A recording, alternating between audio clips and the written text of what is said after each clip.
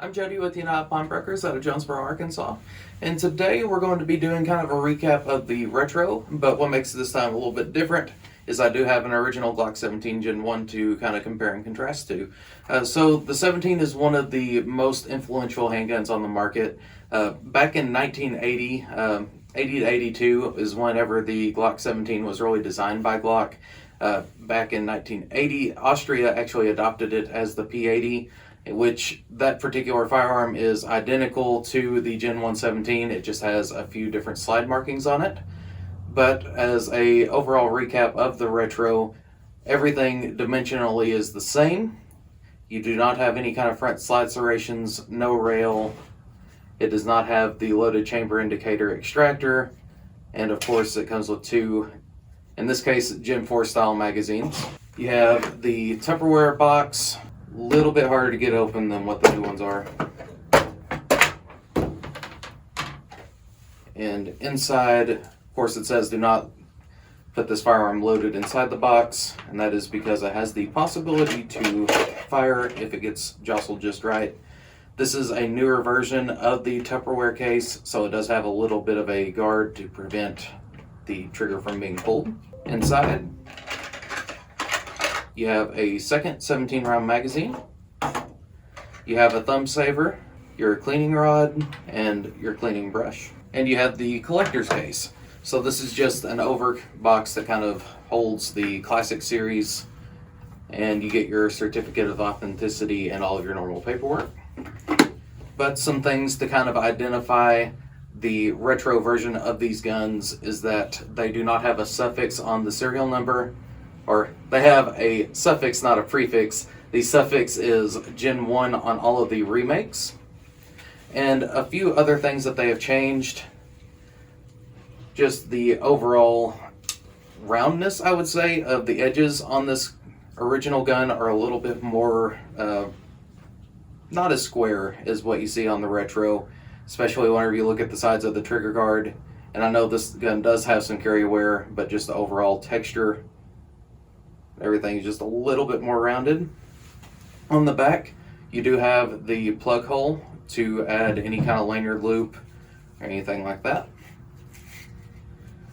For the rear sight, the retro has the more modern 2-notch sight with the original having a 1-notch. Up on the front, you have the crimp sight on the original, and they did replace that to be the more modern screw version on the remake. Inside is where they really start to get different. So at first glance, obviously the spring is silver on the remake. Not a whole lot of difference so far, but whenever you start to take these guide rods apart is where they really get different. So on the remake, they added in a Gen 3 captured guide rod and spring. On the Gen 1, it has an uncaptured, so it is two separate pieces. And from my understanding, Glock actually does not make this part anymore. If you call with a problem with your Gen 1, they were probably going to send you a Gen 3 guide rod. The barrels themselves, while they're still interchangeable, there are a few differences. You have kind of a proof mark on the remake, which is common on all Glocks now. On top, you actually have some markings on the remake where the original is all flat, nothing. And then on the side that you normally see, you just have the serial number with a couple of Austrian style proof marks, where the new version just has a serial number. If I can have you get a little bit closer view. Over here is the crimped front sight, and over here is the more modern screw. And another really neat thing is that on the older gun, it's a lot deeper of an engraving. I don't know if they used a roll stamp, but the top has the modern, just kind of light laser etching. And on the side of the slide, you do have some proof marks which match up to the original frame. And one last thing I forgot to mention about the barrel is they have a completely different crown cut. When I was talking about all the stuff being rounded on the original, the remake has a really flat crown, and the original has a really kind of traditional raised crown that you'd see on like a hunting rifle. The extractor on the remake is the Gen 3 style, but It is also just a little bit longer than what is on the original. And there is also where the striker catch is on the hammer. Quite a bit of difference there. I'm not going to take this gun all the way apart because it is going to its new home soon. Then on the right side of the frame, on the original, you had the US patent down at the bottom. The remake does not have anything down there.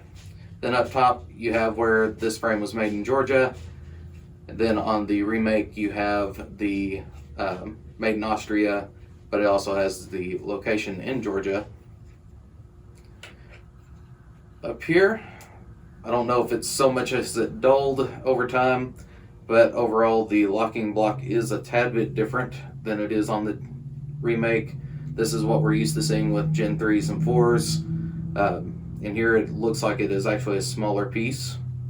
And it does actually have a little bit more rail on it that are made out of polymer, where this has nothing except for the front rails. So overall, there's a lot more differences than what I believe there were. The older gun has quite a rough trigger on it, which was something that a lot of people were against Glock for whenever they really started being developed. But like I said, the trigger is quite a bit stiffer than what it is on a more modern Glock. You have like no grit at all. It's really, really heavy. And then it pulls. Then reassembling the retro, quite a bit easier. And this has a lot more traditional of a Glock trigger that we're used to. Has a little bit of grit, but much lighter on the pull. But we do have a few more of these guns left, so make sure to come and check them out.